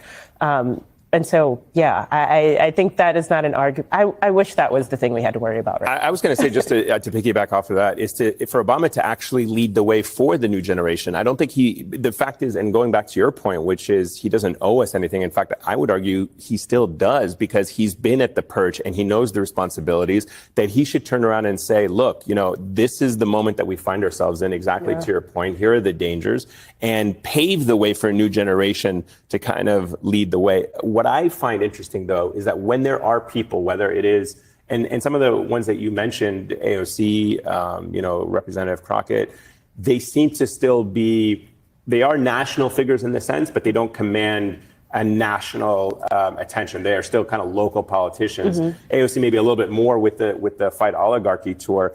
But it seems that when these voices emerge, when you have a Zohran Mamdani or an AOC or a Bernie Sanders, and I'm not just cherry picking those on the left, there are people on the right who kind of make the center of the Democratic Party, I should say. Yeah. They make their name, and the Republican Party doesn't coalesce. People try to undercut them. People try to take their knees out from underneath them. And so it also doesn't help that the Democratic Party tries to silence the voices of those that have a track record and are making inroads with all kinds of voters. Do you think, like, to build off that, do you think Obama owes more to people like Zohran Mamdani? Like, should he be out there recognizing that there's something happening there? And even if they don't agree on everything, they've inspired some people who are getting off the sidelines, which is sort of the whole point of the game. Right. And help them make their message and I guess like share a little bit of the like swagger and sauce that he has. He is some of the people who don't have it. I mean, he is fun. Like the reason we have these quotes from Obama are that he did a big fundraiser to help a couple of women who are running for governor in potentially, well, I guess New Jersey isn't a swing state, but you know, in New Jersey and I think it was Spanberger in Virginia. You know, he's trying to help. I don't know. Like, he has a lot more value than money, though. You know, if that was all he was worth, which, you know, you think about someone like, I hope this doesn't come off the wrong way, someone like Nancy Pelosi. She can raise a lot of money. I wouldn't call her the most effective communicator ever. And so, you know, I wouldn't expect her to go out and do what I'm suggesting that Barack Obama go do. But he captivates people. He captivates a lot. And Michelle. Yes, and Michelle Obama. And so I do think that there is more that, you know, he could be doing because, look, he said something behind closed doors at a fundraiser and we're talking about it right now. So just imagine if he actually like stepped up to the microphone and participated. And I keep coming back to this point again. Now, what if Obama came out and said, enough with this nonsense about Mamdani? He's going to be everybody should get behind him. And yes, he may not be the candidate that I personally like on every single one of these issues, but he has captured the zeitgeist. He is speaking to the younger people. He is building a coalition, and we as a Democratic Party should get behind him. Same way Barack Obama did. Yeah, exactly, right? And if he did that, I wonder then if the people that are on the fence and the people that are trying to kind of like kneecap Mamdani would be able to park that aside and say, okay, this is our moment in a big city. This guy's leading the fight against Trump in New York. Yeah. So. Well, Shaniqua, I hope that you still have a line to all the former Obama folks. I do work for them. Feel free to come back anytime. Yeah, no, we will need your insights again in the future, no doubt.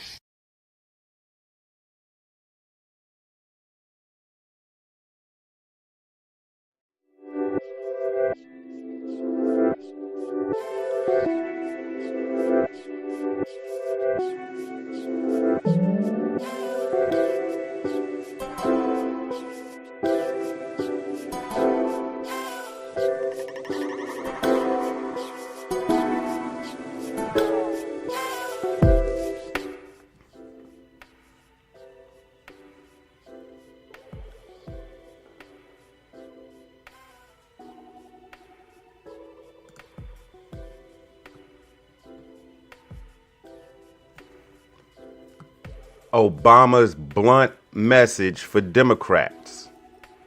Toughen up, suckers. Toughen up, suckers. That's what he looked like. He said, hey, toughen up, suckers. I like to, man. Y'all know how I do, man. I'm on joke time. It's okay, man. Hey, toughen up, goddammit. You're losing the fight. You're losing. Toughen up. Yeah, so former President Barack Hussein Obama issued a call to action for Democrats at a private fundraiser in New Jersey, right? Shout out to C-Town. Private fundraiser in New Jersey on Friday evening, urging those frustrated by the state of the country under President Donald Trump to stand up and fight for the things that you think are right. I think it's going to require a little bit less navel gazing and a little less whining and being in fetal positions. And it's going to require Democrats just to toughen up, Obama said at the fundraiser, according to excerpts of his remarks exclusively obtained by CNN. Right. My country accent coming out, messing with his voiceover. You know, don't tell me you're a Democrat or a Democrat. So, Mr. Cool Kenny like to say. But you're kind of disappointed right now. So you're not doing anything. No. Now is exactly the time you need to get out there and do something, it said. Don't say that you care deeply about free speech and then you're not and you're quiet. Shh. No, you stand up for free speech when it's hard. Whoa. He said you stand up for free speech when it's hard. Go ahead. When somebody says something that you don't like, but you still say, you know what? That person has a right to speak. What's needed now is courage. Who he sound like? They always talk of that hope, magic, dream, Walt Disney bullshit. They do. Obama's comments come as the Democrat Party searches for its path forward in the second Donald Trump term and beyond. From what it looks like now, Democrats ain't got a chance for the next 8 years. I don't know if people see what I see. It's some folks that I know close that don't rock with me because I voted for Trump. Shut up. What they're not realizing is that the Democrats is doing this. This is all laid down. You're making it so easy for the Republicans. They ain't even got to respond to no kind of rhetoric y'all on because y'all know what y'all on? Y'all on fight Trump, on whatever. If Trump got a cure for cancer, no, he shouldn't drop that bill to cure cancer because we need cancer, the immigrants.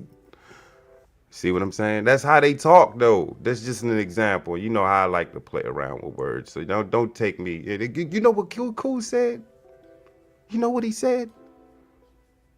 Obama's okay. I'm sorry. Let's finish. Many in the party's base have called for more of a forceful response from the Democrat leaders at a time when the party is locked out of power. Yeah, that's your fault. Ain't nobody asked you to send that half black woman out there. Not even half black, half Jamaican, half Indian, whatever culture she's with. That's what y'all get for throwing her out there trying to tell the black folk, vote for her because she's a black woman. That's your fault. You did that. No one asked you to do that. And expecting her to win, you should have. Y'all know I live in blue. You should have heard these blue folks talking. They really had me thinking like this junk might have a chance of winning, and if she win, we are in trouble. Do y'all hear what the Democrats is talking about? No, we just know we want a black woman in office. We don't want to hear that. I said, wait, the freedom to vote has to be taken from some of you Democrats. The way y'all vote with emotion and sucker symbolism. I've explained this for countless years. I live in a blue state. If you live in a blue state, you know exactly what I'm talking about. They was mad November 4th. They was mad November 5th.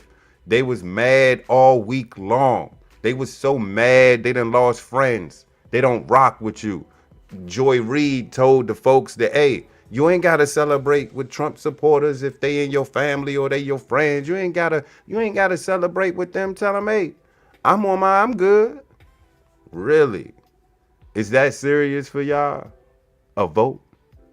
Well, if you that upset about a vote, then you probably shouldn't even have been a friend.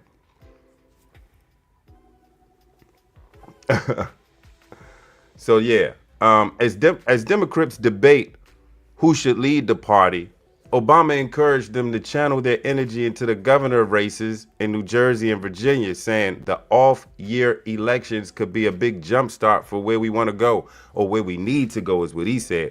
I'm telling you right now, that should have been a plan even before y'all knew who was going to be the Democrat leader for this election.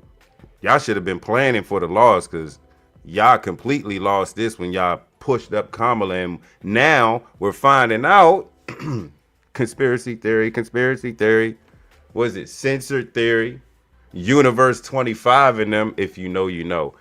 conspiracy theory. Remember, we was always talking about how Biden ain't fit to run. And so many books is coming out these past few years talking about how Biden was not fit to run. Quite recent, just recently, they are now talking about this Senate House. They over there talking about it last week. I'm gonna look it up. I think it's Byron Donalds. They already questioning the doctor. Like, screw it. You know what? That's what I'm gonna do. I'm gonna just take y'all to it. Yeah, I'm gonna find it. Byron Donald. Town Hall. What is it? Byron Donald. And I know it's gonna pull up soon as I pull them. I know it's right here. I know it's gonna be one of the top videos, but this is how I research, man. Byron Donald's Biden health. Let's do that. I'm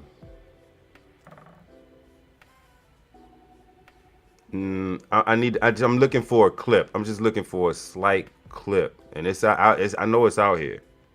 I am going to find it.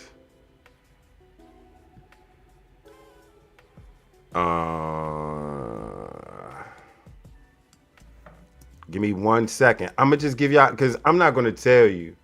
I'm gonna just let the video speak, as I always do.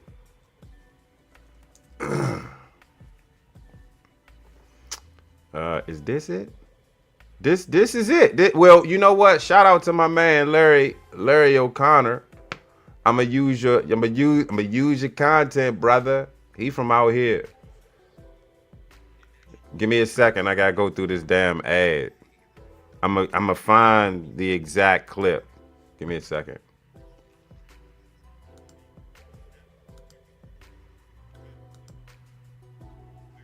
I gotta find out where he had that clip. Just give me a second. I'm gonna get, there you go, right there. That's all I want. That's all I want right there. That's all I want. Oh, is it more? It's more. Dang, how long was he talking? Sheesh. He had a spill. All right, here we go. All right, here we go. This shout out to Larry O'Connor. I'm about to share this. It's gonna take me a minute, so there we go. No. Oh, let me see. Hold up. Let me get this one. Wow. I was like, what's going on here? All right, so yeah, we're gonna play this from my homie Larry O'Connor from out the DMV. He has a YouTube channel. Matter of fact, let me go ahead and show this junk. Bow. Larry. It's Larry with Larry with come on, man. Larry with Larry O'Connor. Here's the video. Play it, cool. Damn, getting tongue-tied and shit. Congressman from Florida, here's his reaction. Things first. That's just crazy. You can't answer a simple question about the former president's ability to discharge his duties, and you worked in the White House as chief of staff to the first lady, and you come in here and you plead the fifth. He can say whatever he wants in his testimony, which, by the way, his attorney read. He wouldn't even read his own statement. His attorney read his statement for him. So you came in there and said that him pleading the fifth is not an admission of guilt or anything about what was going on in the Biden White House, or was just to give any inkling to the fact that Joe Biden was lacking in capability. The fact that he couldn't make any statement, the fact that the White House doctor couldn't make any statement, and they both pled the fifth, which is their constitutional right to do, and we respect the Constitution like every American does. But the fact that they are now hiding behind the Constitution so that they don't have to tell the truth to the American people about Joe Biden's capabilities and mental faculties while he was president of the United States is not just shocking, it's stunning, and it demonstrates the level of corruption that was going on in that administration. The chairman is being nice. I don't have to be. This is corruption at the highest level. Because if you cannot answer a simple question about Joe Biden's capabilities, then that further demonstrates that he was not in charge of his administration. And if he was not in charge of his administration, then every order, every bill that was signed, every memorandum, as far as I'm concerned, are null and void. And congressional Democrats need to actually step into the light and not hide behind this stuff or run away from it, because everything that administration did, as far as I'm concerned, is unlawful.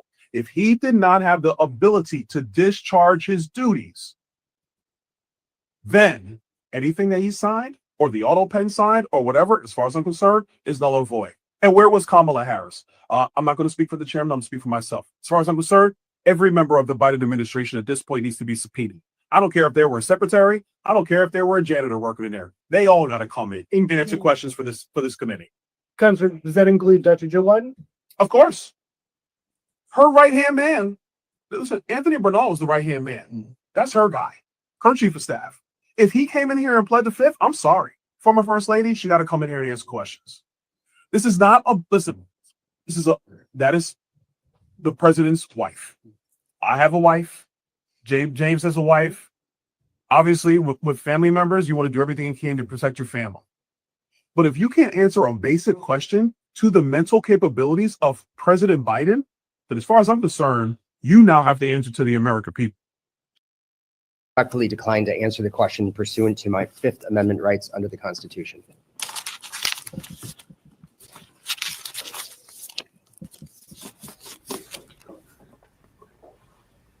Thank you. We're going to go off the record real quick. This is why I canceled my DoorDash subscription and switched to cooking Really? free. After months spending way too much on this how we DoorDash, going? I got bored of eating this. Okay, we'll go back on the record. Mr. Bernal, was President Joe Biden fit to exercise the duties of the president? On the advice of counsel, I respectfully decline to answer the question pursuant to my Fifth Amendment rights under the Constitution. Let the record reflect that Mr. Bernal has invoked the Fifth Amendment right against self-incrimination. Mr. Bernal, please be very clear. Are you declining to answer the question put to you solely on the ground that you believe the answer will incriminate you? On the advice of counsel, I respectfully decline to answer the question pursuant to my Fifth Amendment rights under the Constitution.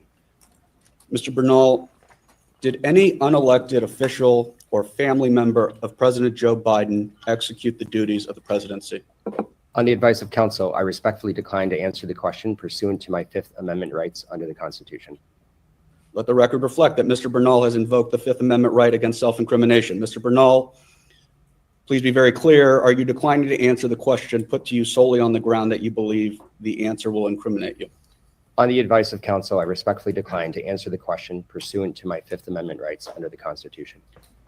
Mr. Bernal, did President Joe Biden ever instruct you to lie regarding his health at any time, including but not limited in your testimony to Congress today? On the advice of counsel, I respectfully decline to answer the question pursuant to my Fifth Amendment rights under the Constitution. Let the record reflect that Mr. Bernal has invoked the Fifth Amendment right against self-incrimination. Mr. Bernal, please be very clear. Are you declining to answer the question put to you solely on the ground that you believe the answer will incriminate you? On the advice of counsel, I respectfully decline to answer the question pursuant to my Fifth Amendment rights under the Constitution. Mr. Bernal, is it your intention to decline to answer all questions put to you today by the committee on the basis of the Fifth Amendment right against self-incrimination? I can represent that is his intention. All right. So that was enlightening, was it not? That's Anthony Bernard. Anthony Bernard, look it up. Can't give you all the gems and nuggets. You got to look for yourself if you're listening to explicit intelligence. If you're listening to the intellectual intelligence, that is, I can't give you everything, can't walk everything down. Some of the stuff you might not even agree with. But what did we just look at? You looked at a hearing for questioning of Joe Biden's health during his second term. I want y'all to look up AutoPen, and we could take it from there. I'm not done with the Democrats. I told you I had foot on necks when they was in office. I'm going to have foot on neck until whenever I want to get the foot off the neck. How about that?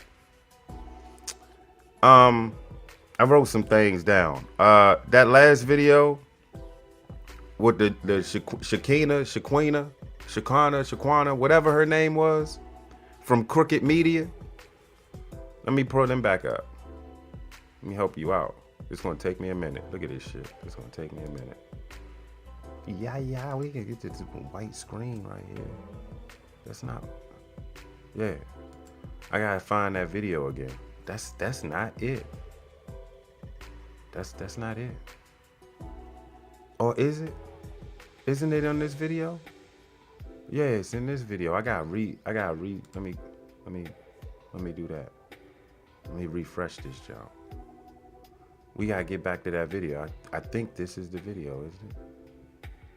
CNN.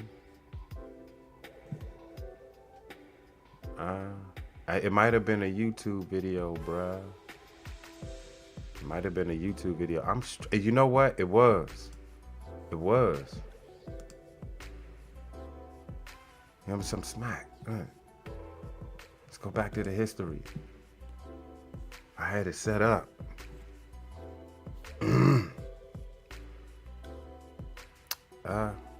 Man, hey. I completely botched that one. Hey. I do not know where the video is. I thought there was a video here. It was a CNN video. It's not coming up. It is not. I know I'm killing y'all's vertigo. It was a video right here. Let me do this then. Let me back out.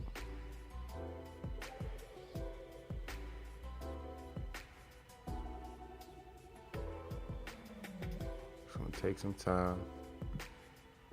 Well, anyway, while that's loading, Democrats. This is why you fail countless times. Every single time there's a Republican in office, you're attacking Trump right now.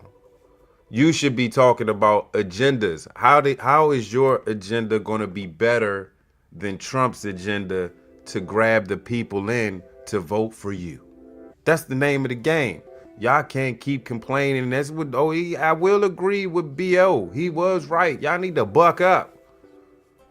Buck up. Get tough. But while you getting tough, you need to come up with an agenda. You can't keep attacking Trump. It don't make no sense. Because they going to do what they do. Y'all said y'all don't have power. So they going to do what they going to do. You have to come up with an agenda, a plan for the people to, you know what? This 4 years with Trump, it was, But if y'all got something better, that's what y'all need right now. Why don't y'all get that? Y'all so out of touch. And that was the point I was trying to make with that CNN message. They're just so out of touch. Even with their rhetoric, they're just out of touch. Like, gee, y'all need to get it together, Democrats. Also, I wrote some other stuff down as well. So who is going to lead the Democrats right now? Because the only people I hear them pushing up is AOC. Y'all really going to put her up there as the next leader of the Democrat Party to run against the next Republican? She's going to get torched by J.D. Vance if he so chooses to be the next president of the United States. We're talking about the vice president, that is. Like I said, the Democrats are in trouble because after Trump's term comes J.D. Vance. J.D. Vance runs 2 terms. Then we got Vivek Ramaswamy possibly. If he does a good job as governor, because he's probably going to win that. He does a good job at governor. Oh, y'all in trouble, Democrats. Y'all better get it together. What else I write down? Yeah. So y'all pushed AOC, Jasmine Ratchet Crockett. Jasmine Ratchet. Y'all gonna let her lead the Democrat Party? You know, a lot of Republicans and a lot of independent folk and a lot of CTV folk are pushing for y'all to push Jasmine Crockett and AOC up there as the leader of the Democrat Party. We are loving it. Oh, they will get torched in the debate. I can't wait. Please do that, Democrats. I'm just jotting down a few more other leaders. Will they be desperate enough to say, okay, Bernie, now you can do it? Bernie's 87,000 years old, and now y'all let him go ahead. There's so many times he should have probably been leading y'all. Y'all took it from him. So now y'all gonna say, look, we need somebody. Bernie, go ahead and do it. Bernie might not survive the term. He might not even survive the campaign. Who else they got? Gavin Newsom, California governor out there. Y'all gonna let him run? Oh, geez. You see how he running Cali right now? It's terrible over there. It's terrible out Cali. Look at Karen Bass. You see how she doing LA? Oh my God, pray for LA, bruh. I can't pray. You can't pray too hard for y'all because this is what you voted for. I'm looking in Maryland right now to see a lot of complaints from these Marylanders, to be specific, these Prince George's Countyans, these Prince Georgians. They out here complaining now. I say, well, we can't complain. This is what you put in office. We're blue. We're blue. Well, you think we should have voted red? Maybe. Maybe. I don't know. Right now, y'all just... And then when you find out how many people in the county actually vote in the county, locally, just your local government, staggering. How many people you know in your community that actually don't vote. You got all that mouth, but they ain't even put a vote up locally. They voted for Kamala, but when it was time to vote locally because your trash is not being taken out on time, they ain't care to vote. They thought that Kamala was just going to trickle it down and say, hey, do your job. No, that's not how this works, people. Your local vote is the more important vote because you live there. But we have a lot of folks that have personal vendettas with you because you put a vote towards the other. Get over yourselves. It's not about you. It's not about one vote either. It's about a collective. When you find out that the whole collective, the majority, voted the other, you just got to take your L. Just learn to take your L. Democrats, you might want to listen to your old former. Toughen up. But again, when you toughen up, come with a plan, because right now you have none. Fighting Trump every day of the week. And you got to watch. Some of y'all need to probably watch CNN and the great debates with Scott Jennings. What's her name? Abby Phillips.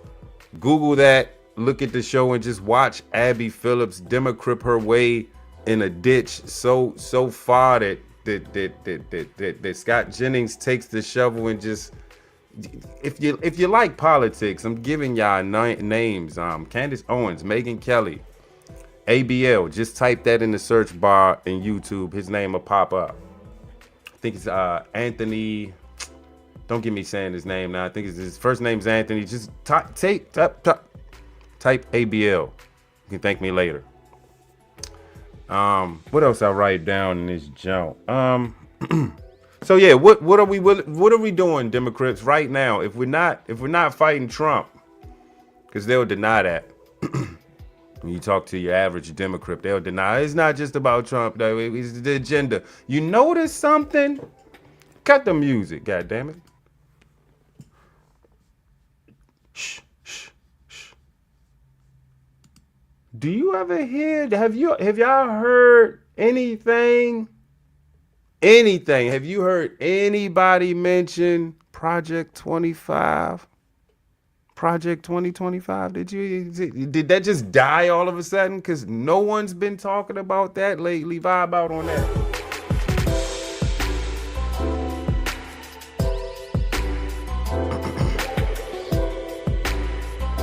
Remember that? I don't think media not even covering Project 2025. You would think they would like break it down into chapters, every like bill passed, like this is part of the Project 2025 plan, blah blah blah. They ain't doing that. They ain't saying that. You know why? You know why? Because there's no Project 2025 in existence right now in this term. And that's why they ain't mentioning it in the media no more. That's why it just went poof. You know, when he first started, it was like 2 to 3 months. It was, I'll say 2 to 3 weeks of, oh, hey, Project 2025, you gotta be as it comes. And then they was laying off the federal folks, and they was like, this is part of 2025. This is Project 2025 going on right now. And then all of a sudden, it just flatlined. Now you're talking about war in Iran, between Iran and Israel, war in Ukraine and Russia. Now we're talking about that now. We're focused on that now. And also stuff here domestically, but there's no one mentioning Project 2025 anymore. I'm wondering why. Wondering why. So if we not taking it there against Trump Democrats, what are your plans? What are your plans? We just want to know, what are your plans? Why it look like that? Why am I tripping? Did it always look like that? Yeah, maybe it did. I am tripping right now. Yeah, so if I was a Democrat or a Democrat supporter or a Democrat lover, how would you feel with Obama telling your leaders? This is just, I'm talking to the citizens here. How would you feel with this Bama from out of nowhere after he been on his supposed wife's podcast talking about, after he do that podcast, he jump on the mic and say, hey, Democrats, y'all need to toughen up, goddammit. How do you feel as a citizen? And y'all with it? I know a bunch of people out here like, yeah, yo, tell him, yo, that's my president. There's a lot of people like myself is like, this is what y'all. So here's the game plan. He's gonna try to filter his way in to get the folks that's on limbo to cross over to the Democrats just by sprinkling himself amongst the people. It's coming. You're gonna see a lot of Barack Obama this year. I guarantee you. Watch what I tell you. You're gonna see a lot of BO now. He was just on his wife's podcast. You about to see more. You about to hear more of the rhetoric going towards the Democrats, calling them out. He's going to be like, we need to do better. And then watch, he's going to subtly throw out plans for them to grab. And it's not coming from him, because as far as plans and agenda is concerned, whack. But whoever's guiding him, just like the whole team of folks that was guiding a sick Biden, it probably shouldn't even have been the president that term. Somebody's guiding Barack, probably somebody from the Democrat Party, to just lay out the agenda and have Jasmine Crockett, Newsom, or whoever they got leading the Democrat Party to grab hold of that message and just repeat it, because the people like it, and I'm going to repeat it, and then the people are going to like me, and they're going to, this is how the Democrats think. If you're a Democrat supporter, you should be ashamed of yourself. You should be offended because they think you're stupid. But hey, who am I? I'm just a part-time podcaster with a point. Part-time podcaster with a point. You dwell on that for a minute. All right, y'all, man. It's been real. It's been 2 hours. I thought I was actually gonna beat the 2 hour mark. I didn't, but I was here long enough for y'all to entertain. Yeah. I ain't cursed too many times. Be on the lookout for Ish Talk TV on YouTube. I think it's now DMV News 247. Hey, look, put this in your search bar and stay tuned for more, because I'm over there as well. Y'all be safe. Have a interesting and enjoyable Sunday. Like, why'd you say interesting? Cool. Why I gotta be interesting? I don't know. I just want y'all to enjoy yourself. Just enjoy yourself. And just enjoy yourself. Yeah, I'm a probably see y'all in a few, because I'm gonna be doing some recording. But like I said, reminder, Ish Talk TV, holla at us. We over there kicking it, talking ish and all that good stuff. I'ma holler at y'all, man. I'm yeah. Blame it on the rain.